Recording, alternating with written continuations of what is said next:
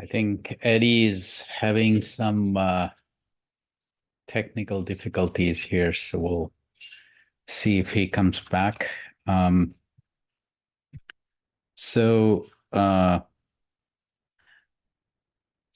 so today, I basically wanted to go back uh, to the core theme of this month, inner peace, um, and just to go back to the basics. I mean, I'm fortunate to be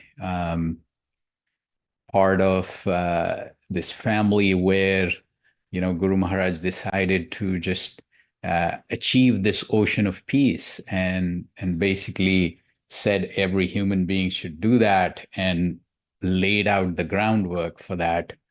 And so one of the most important tenets is peace is all inside. It is within. So let's call it inner peace. And if we want to find inner peace, you have to look inwards. So orientation inwards is one of the key aspects of the practice.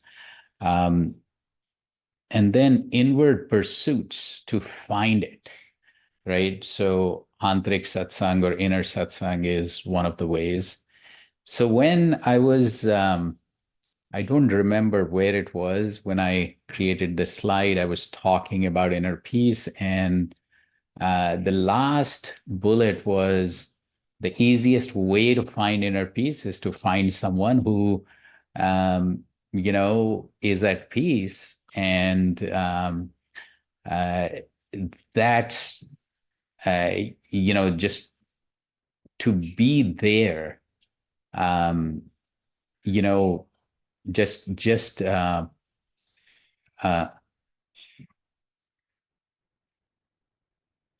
oh I'm going first. no, so am I not visible? Oh, Hello? I thought I'm going last. okay. Wait, what just happened? You were gonna talk about president. No. So am I not audible?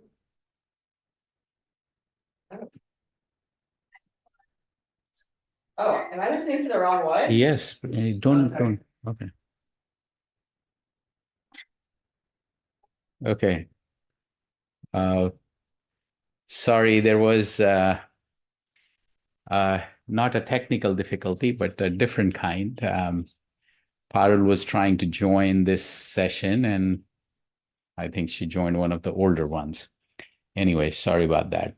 Um, so going back to the final bullet here, um, the so finally, the easiest way to get to inner peace was to find someone who is at peace, and that way, you would be at peace. So the easiest way. But then someone asked, so where to find that person, what to, it's and uh, um, so yeah. So Richard, hello there. Yeah. So just before the practice, because there were some disruptions. There were, we kind of decided to mute everyone because even like, you know, audio and video disruptions have happened on these sessions. So, yeah, bear with me.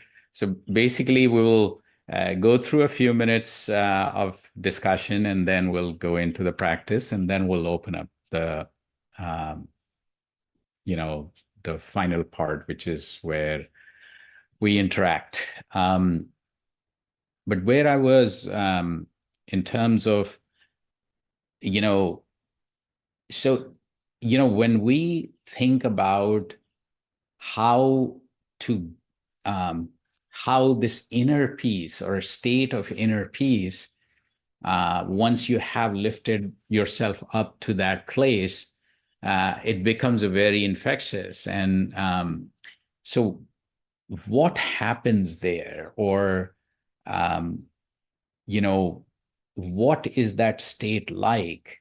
So when I was describing that, I think it was more of, it kind of ties into as though someone you have to meet, which I think is true in some ways. But then, Eddie kind of described this, that what Guru Maharaj did was created this practice, which then, becomes the bridge. So interestingly, I was actually, Yuan, if you could go to the next slide. So what happened was, I was reading one of Guru Maharaj's, one of the ardent followers, Panditji Maharaj. So he actually was one of my mentors, and he wrote a book called Guru Tattva. So Tattva is like element. So, but it's also the aspects of reality that constitute human experience. So what is the Guru Tattva or the Guru element? So in the book, he writes about Guru Maharaj. So I thought, like, let me just share a few paragraphs that he wrote, or a couple of paragraphs that. So first, he starts that Guru Maharaj created Satsang as a bridge to be able to go over to the other side, if anyone desires that. So basically, the other side being from the materialistic to, the enlightened. So he writes that, in a few moments, he literally found the essence of his existence. And he describes that before then it was all a search or being lost, etc. It's like a traveler who's traveling through a jungle in a dark night, and just a single moment of lightning is way more than enough. And so he says that, let me tell you about myself. I read books. I took deep dive into very mysterious and mystical concepts, and I filled my inner self with religious scriptures and stories.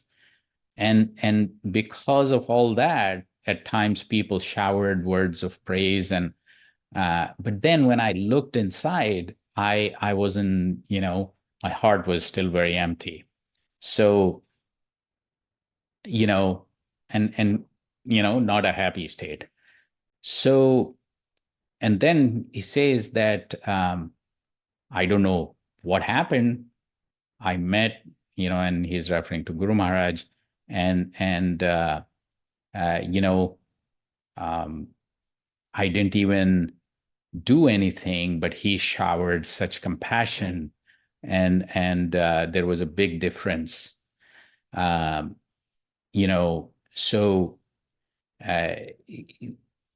he filled. He basically says that, he literally lighted my candle, and when I remember this mercy and grace, my heart fills up with love and gratitude, and it feels like it will burst. So there is only one word or one answer: compassion. I can't translate this very well, but it's like there is no cause for it, but the compassion was there. So compassion without cause, some sort. Then he talks about like, preachers are different from a guru. Guru is like water for someone who's thirsty, while preachers give hope and patience. Preachers can be thousands, but there is one guru for you.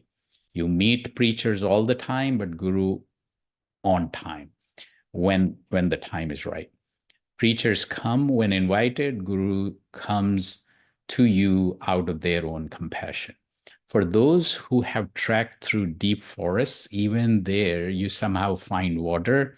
And when you're thirsty, food when you're hungry, find a guide when you're lost. It's sometimes hard to understand why such things happen, but some people think that it's their own effort and their own will.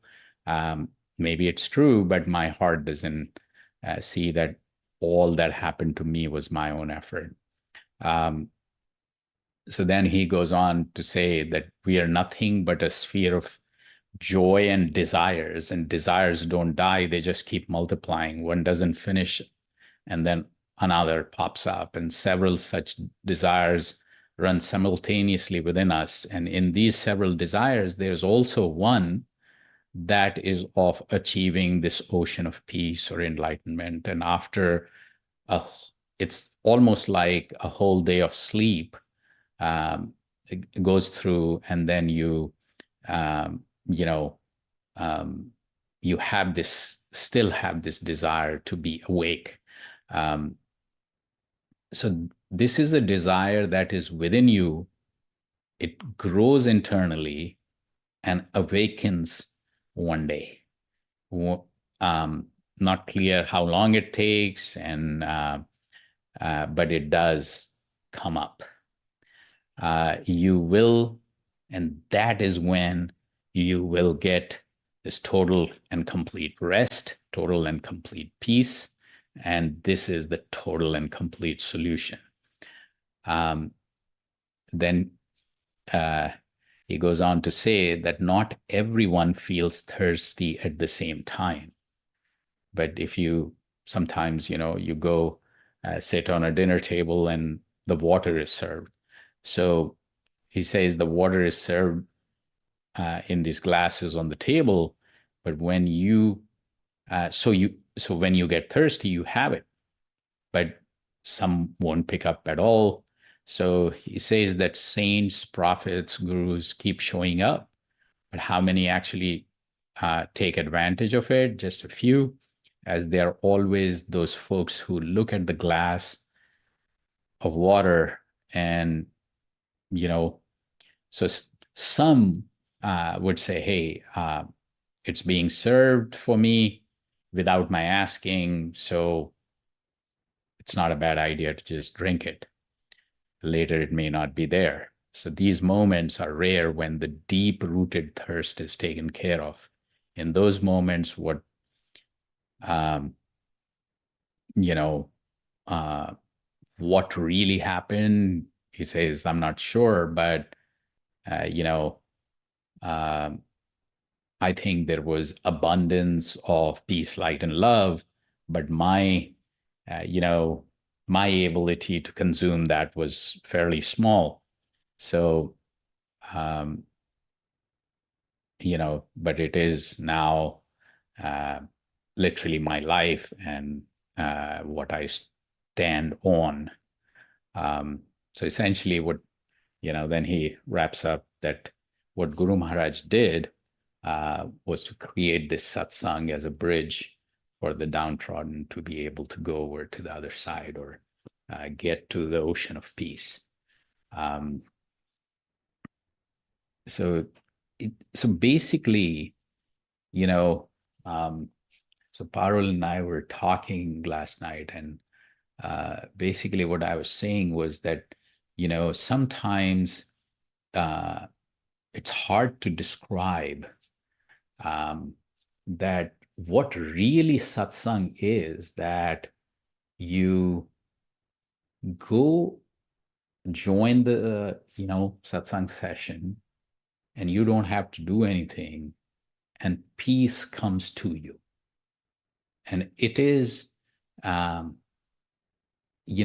so if you are in, I don't know if it is you are in the right state, or it's like this is the practice where you don't have to do anything, it just happens. And probably there is some let go needs to happen, but other than that, the way this practice has been designed and put together, it's just there is very little to do. It's more to just absorb and bring your capacity to have the energy and peace to a higher level. Anyway, so let's practice now, and get our capacities to embody, absorb, and uh, you know uh, create this ability to achieve this ocean of peace, walk towards that. Um, so, all right. So inward orientation is where we start. And we talked about that, you know, peace is inside. So let's look inside. And to do that, do two things: eyes lightly closed, still and relaxed posture. And when you are in a still and relaxed posture, you're, every time, because every time your body moves, your mind moves with it. So that's minimized. And sensory input into your eyes also distracts your mind. So that's minimized here. So that helps inward orientation. But then what do you manifest? What do you should imagine? So here, basically think of this transcendental energy in form of light, that it's right here, right now. And this light is entering your heart, distributing throughout your body, and you're becoming one with this light. You're getting totally immersed in it. So you are becoming that light, becoming that energy. So mind will wander away, which naturally, and that's when you bring it back. So that's also part of the inward orientation, that when mind wanders away, bring it back to this thought and this thought alone. That transcendental energy in form of light is right here, right now, and it's entering your heart, distributing throughout your body, and you're becoming one with this light.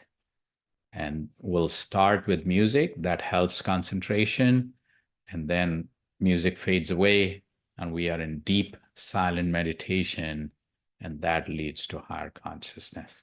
So let's start now.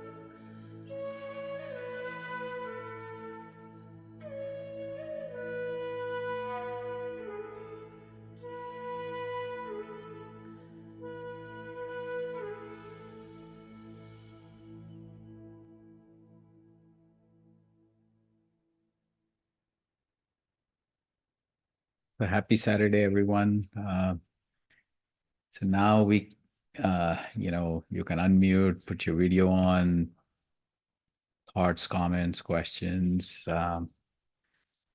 put them on the chat also if needed. So Eddie, can you unmute now or not yet? Nope.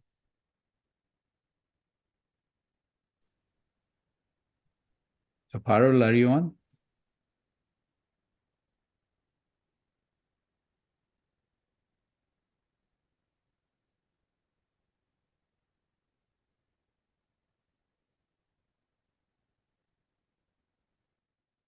Parul? Yep, I'm here. Okay. There's a So background noise in your, online yeah, with you. still. Yeah, there is like a humming sound.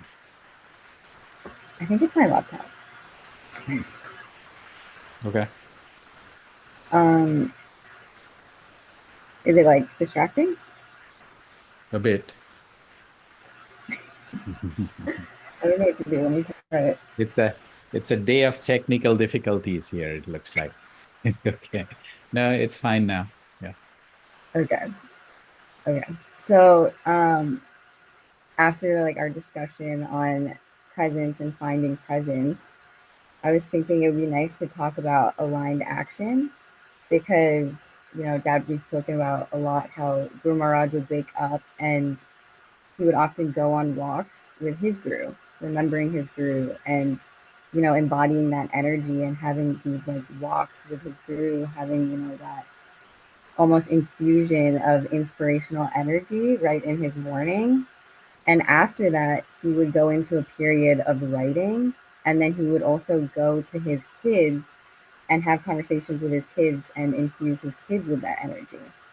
So, after satsang, when you have this energy, whether you're doing it by yourself or even after these calls, um, it's amazing to think about aligned action and how you can put this energy into your day, especially when, we've talked about this where when you're coming out of the meditation to really, you know, come out of it slowly so that you're really allowing that energy to infuse into, you know, your energy and also into your day and thinking about is this energy something that you can bring into a conversation after?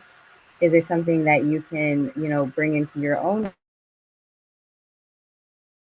writing, your own projects, your I think it would be really, impactful for everyone's day to after satsang maybe do something important for your day because you're bringing that energy into it before you kind of like get back into the, hustle and bustle of your day. So I thought, bringing in that concept of aligned action after we talked about presence would be something that's really powerful because we can take this energy into our day and we can infuse it into our loved ones and the conversations we're having. All right. So Eddie, are you back on? Yes, I think everything's working okay now. Okay. Yeah.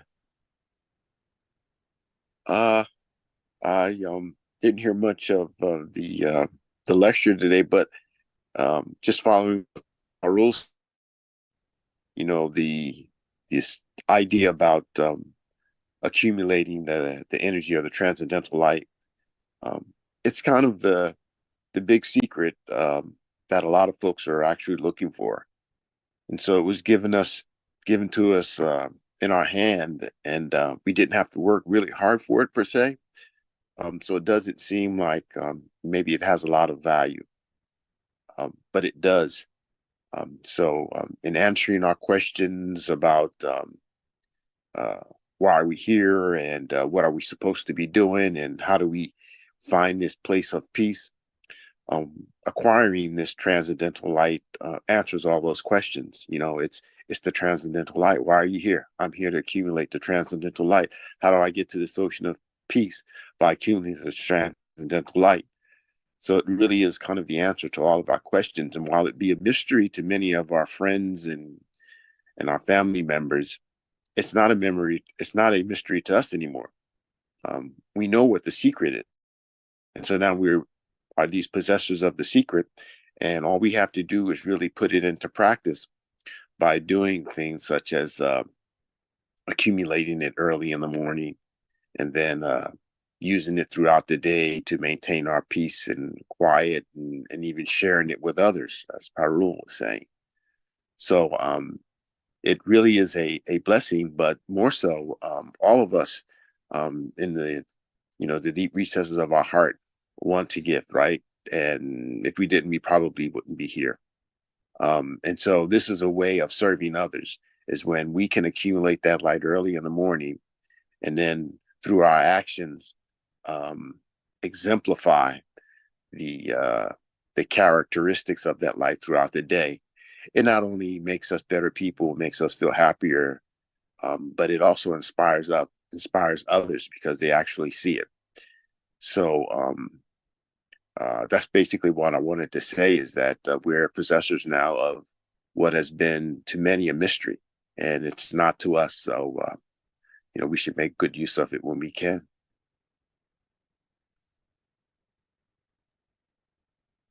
Great topic today.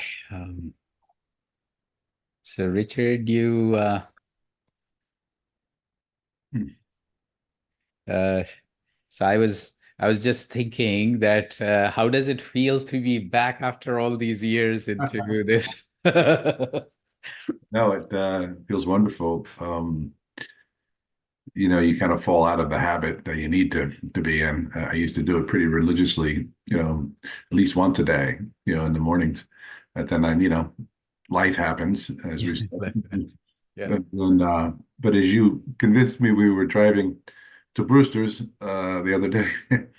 There's a mass benefit doing this with others that I think I felt it as well, and I'm looking forward to more of that. But to Parul's point that I hadn't ever thought of before, how to bring this piece potentially to others. I'm dealing with my children and everybody else that I deal with. So long story short, I'm excited and thrilled and looking forward to many more sessions like this. So thank you.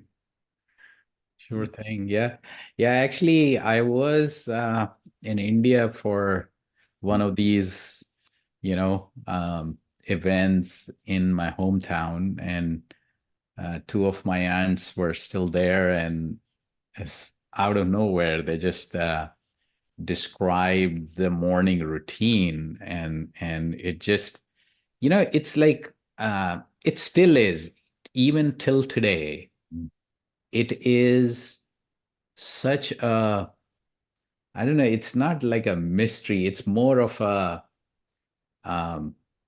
how did it happen that all three sons and two daughters of Guru Maharaj were so dedicated? I mean, not just dedicated, they, like, all of them, either their entire life or at least in their retirement, they were like totally dedicated to the mission, totally into it, totally lived it, embodied it, demonstrated it, wrote about it, talked about it.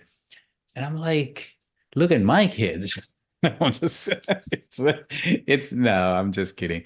It's really amazing. I mean, if we all could, somehow transfer that energy that we're receiving, as well as, so transform yourself and then transform, everybody around you. I mean, that's, I think, as Eddie was just saying, like, it would be a service.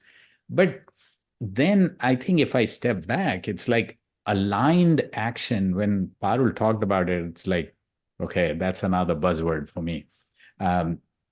But it's aligned action. I mean, that says a lot in itself. It's like aligned. And again, we need to think about what it is aligned to. But if I'm positively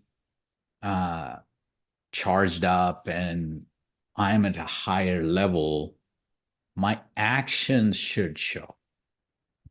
And not just that, my behavior should show. So then the question comes on the flip side is like, so why do I see all these people who were in the practice but are not as affected? So when I think about that, it's then it goes back again to my grandfather that I, even recently, till a few years back, I mean, I've met people who saw him, interacted with him. That impact was still visible. Like ages later, I mean, the way they would talk about him, the way their life changed, they could talk about their story. It's just phenomenal. And so, but again, it's sometimes I still want to think about, why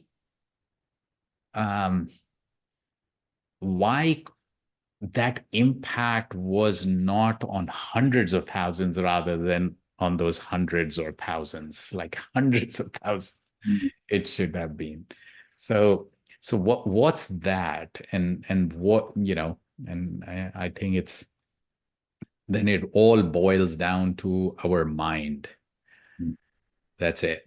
So, in the 30th page of the 7-volume book, in describing his spiritual experiences, Guru Maharaj says that, what Christians call devil and Buddhists call Mar, and, and some of the Indian scriptures talk about as Maya, illusion, but essentially is nothing but our mind.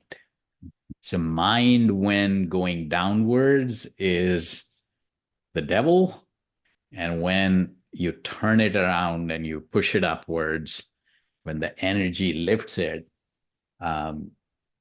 it's, has changed course. And that's when the transformation happens.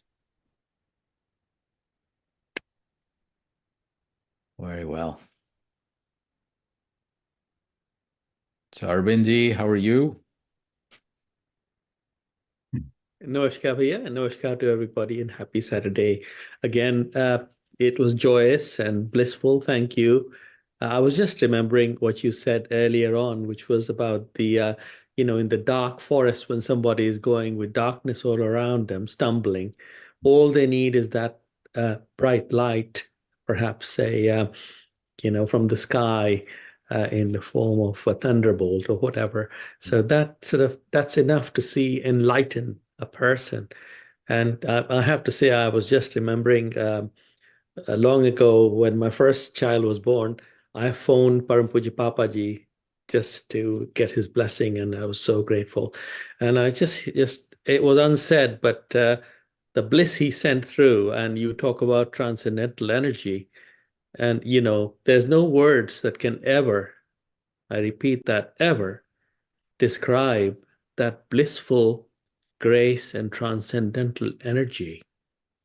It was so strong that I just hung up quickly because I couldn't handle it. It's like a bulb. And you were saying about the capacity, So, when the electrical energy, comes, if your bulb is 5 or 2 kilowatts or 2 watts, and it's coming in megawatts and kilowatts, you got to have the capacity to handle that energy too, in my humble thought. So yeah, so grateful to join and learn and be here with you all. Thank you.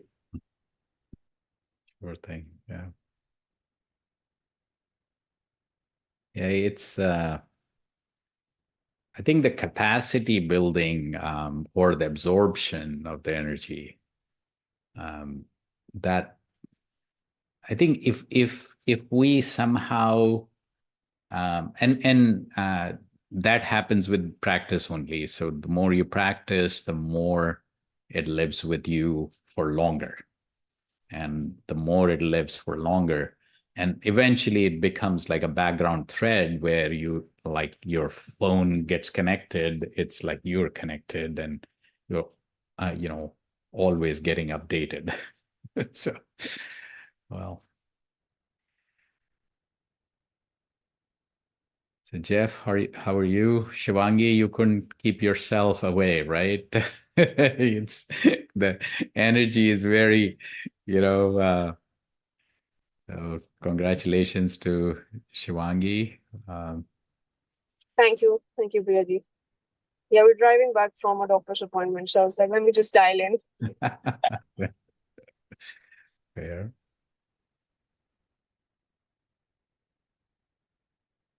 Okay. So Omkar, or Geeta, anything, Jeff, before we wrap up? Okay. All right, Rich. Yeah, we're wrapping up too. So thank you for being here. I'm glad to be in Satsang. Hi, Geeta. Namaskar ji. Namaskar. How are you? All good. Thank you.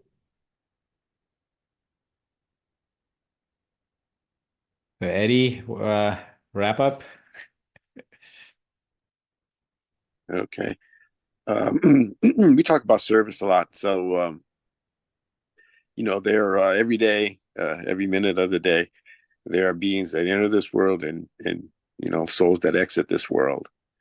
And so when we talk about service, when we're involved in an organization like such as this, where we're focused on bringing in the light and being peaceful and having a peaceful environment around us, we create these atmospheres for those beings who are coming into this world to incarnate into.